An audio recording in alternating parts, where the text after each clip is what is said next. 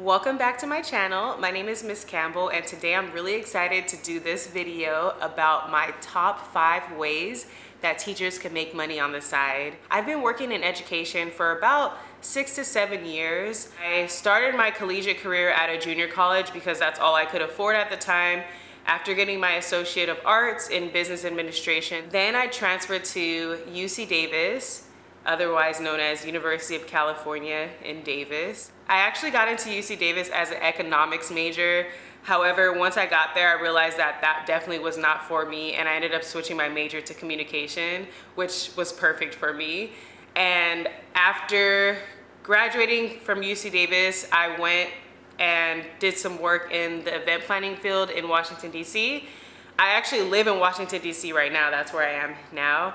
And I really appreciated that journey of me, actually working and just kind of like living a little. After I worked in event planning, I did work in the tech industry for a little bit, and then I decided to go into teaching. When I decided to go into teaching, I also decided to pursue a master's degree. So I also have my master's degree in urban education with a concentration in literacy. Before we get started with the video, I do want to say that all of the ways that I'm going to be discussing on how to make money are ways that I've actually made money.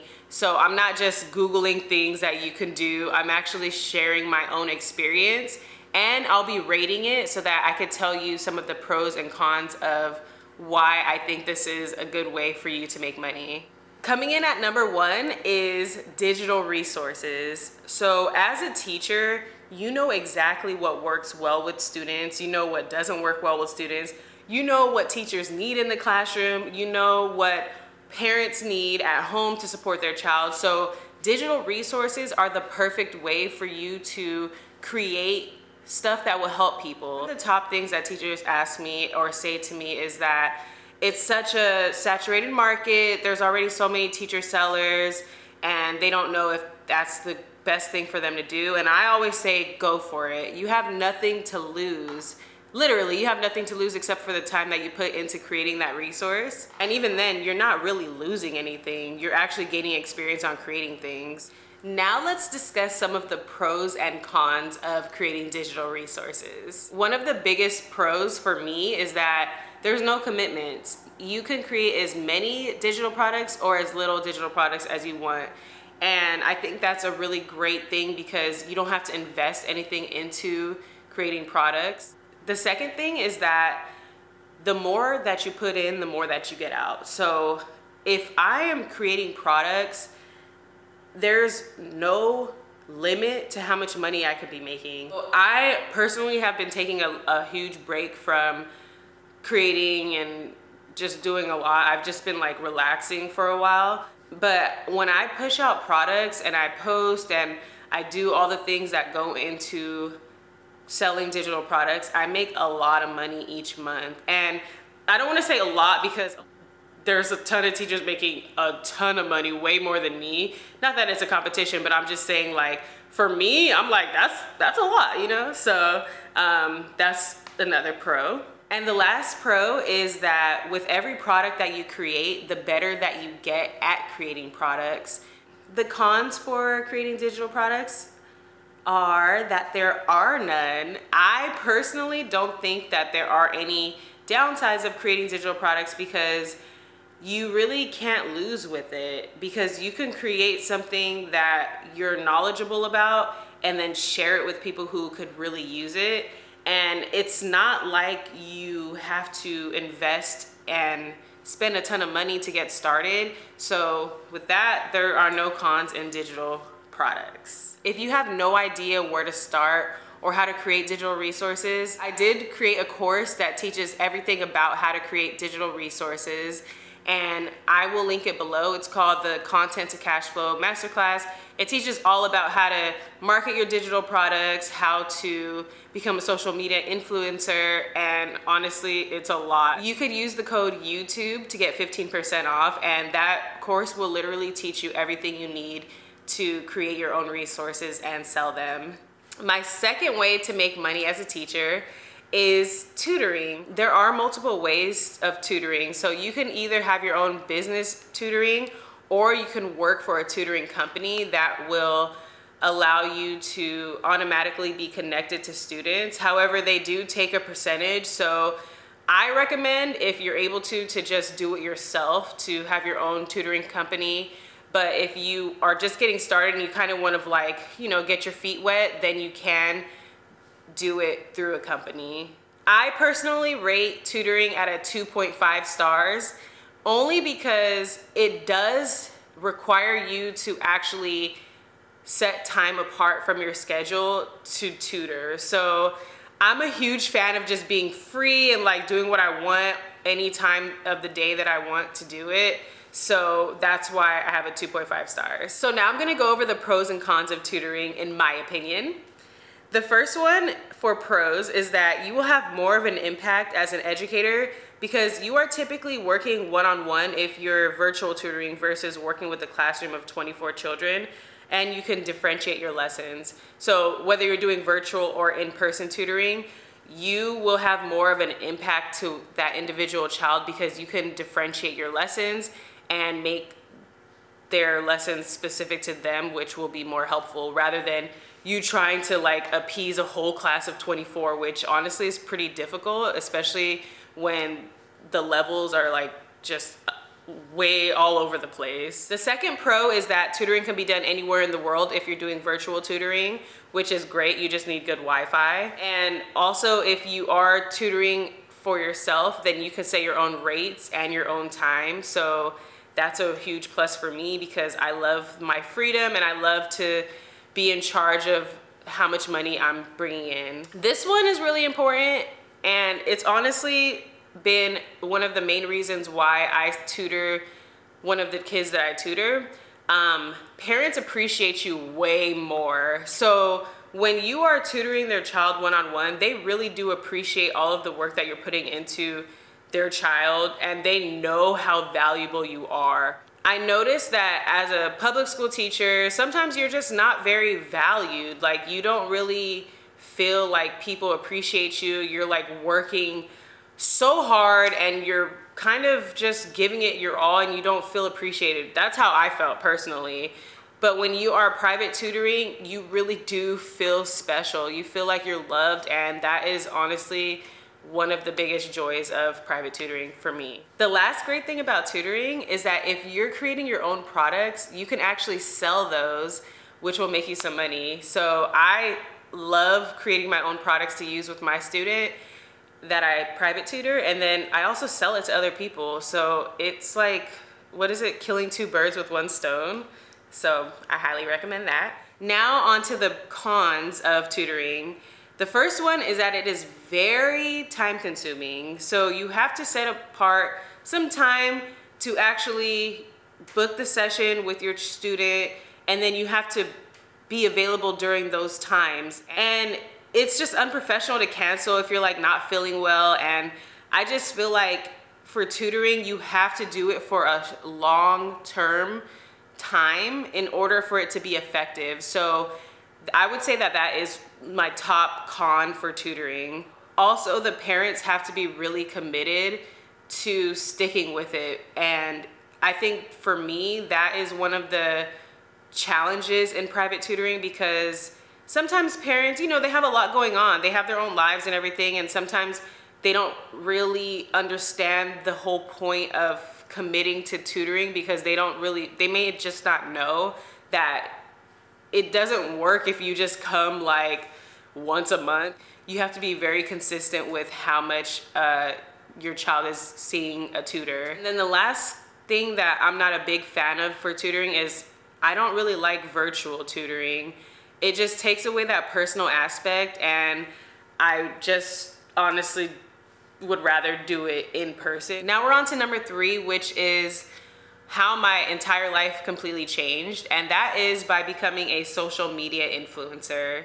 As a social media influencer, my main platform has been Instagram for the past 3 years. I am so grateful for the opportunities that I have come across, not only financially, but just professionally, as someone who didn't really understand the social media influencer market. And once I just started to become one, it was like honestly by accident. I just realized how important it is to have your own freedom and have the ability to create and to get paid for it. With that being said, I do rate social media influencing at 4 stars. Now, if I were to start from scratch, I would definitely give advice to myself to have YouTube as one of my major platforms, because YouTube is just a game changer for people.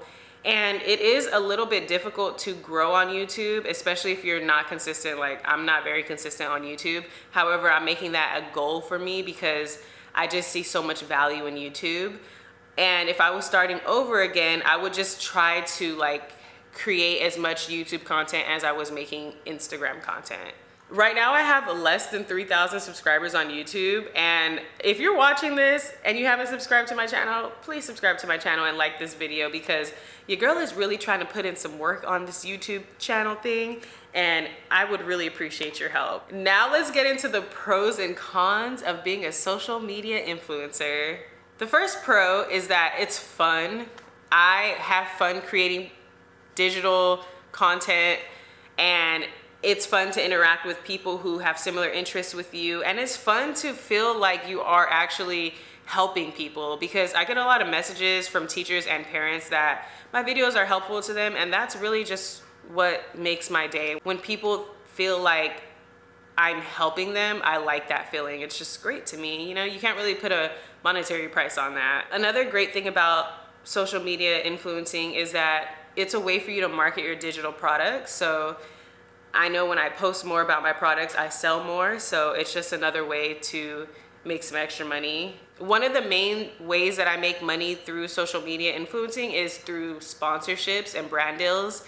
And if you are interested in learning more in depth about that, you can check out my Content to Cashflow Masterclass, because I do put everything that I know about social media influencing in there. And again, use the code YouTube for 15% off. All right, so now we're gonna talk about some of the cons of social media influencing. So the first thing is that there are so many trolls out there on the internet. Like, people will just go to your page and just being so negative for no reason. And I used to have such a hard time ignoring people. Now I literally just delete comments and block people, because you really should not waste your time entertaining foolishness online. And I definitely don't have time for that. So that's just the number one con. Another con of social media influencing is that it can take a really long time to get started. However, if you are consistent, if you have a strategy, if you are very serious about it, it will pay off. You have to just stick with it, because if you don't, then you will honestly just never get to the point that you want to be. And honestly, I never would have thought I would be at the point where I am right now. I'm just so grateful, because it has allowed me to just be free of stress, free of having to listen to people telling me what to do all the time. I'm just free, y'all, because I'm a social media influencer. And on top of just being an influencer, I feel like I have grown my skill set to be an entrepreneur. So I'm just super grateful. Number 4 is consulting. So I have done consulting in the past for teachers who want to become social media influencers, and also parents of children who are trying to teach their children how to read or how to become better at math. I rate this way of making money at 3 out of 5 stars. So the thing about consulting is that you have to make it very personalized. For example, if I were helping a teacher become better at social media, I would go to their Instagram page, look at their page, look at their captions, and understand what their goal is, and then I would give them feedback on that. That's not something that you could just look at for 10 minutes and then, you know, you can give them advice. I mean, you could, but it wouldn't be like that great. So I would say that consulting definitely takes a lot of time and effort. I would say that that is also the reason why I stopped doing consulting, because I just didn't have the energy, or it wasn't really like cost effective for me to spend my time doing that. Now let's talk about some of the pros and cons of consulting. So the first pro is that you really help people, because you're giving them individual advice and you're personalizing their sessions so that it's helpful to them. Also, another pro is that you get to set your own rates. You literally get to say, okay, this is what I'm worth and this is what I'm getting paid. There's nothing better than setting your own rate because you just have so much control in what you feel like you deserve and you can make it happen. Some of the cons of consulting is kind of like tutoring, is like you have to set aside time, and sometimes that can be a little bit tricky, especially if you are like me and you just like don't like having a schedule, or you kind of just sometimes don't really like to engage with people a lot. I used to really love talking to people, but now I really just don't. It's weird. It's so weird actually, because I don't know what changed in me. I think I just became like this introvert. Now we're on to number 5, which is blogging. And there are 2 ways to make money with blogging. So the first way is to have a self-hosted website where you have your own blog. I do have a craft blog, but it's really not that great. And I honestly haven't made any money on it. But I did make money with the other way of making money through blogging, which is blogging for another company or like another blog. So I will show you guys some of my blogs here that I was a guest writer for, and it's great because you get to practice writing if you like writing. I love writing. Moving forward, I do want to prioritize blogging, not just for the financial aspect, but because it's kind of like a journal for you, and you get to go back and see what you were thinking about that time or what you were creating. I love crafting, so when I go back and look at some of the projects I made, I'm like, that was a pretty cool project. Like, I like that. And then you could see some of the ways that you want to improve. Some of the pros of blogging is that you get to share your ideas, practice writing. You could also use it as advertising for your digital products if you want. Some of the cons is that it is a little bit hard to get started blogging because you have to be very consistent. You have to really know how to reach people. Some ways that you can reach people through your blog is if you post your blog on Pinterest. When people see your blog on Pinterest, they click on it and that will drive traffic to your blog. And then you could have advertising where you could have advertising on there, or you could advertise your own digital products there. If this video was helpful, please leave a comment. Tell me what are some ways that you already do to make money on the side, or if you are trying to have a side hustle, what are some things that you would consider doing or that you're going to start doing? Please subscribe to my channel if you are not already, and I really appreciate you all taking the time to watch this video, and I will catch you in the next one.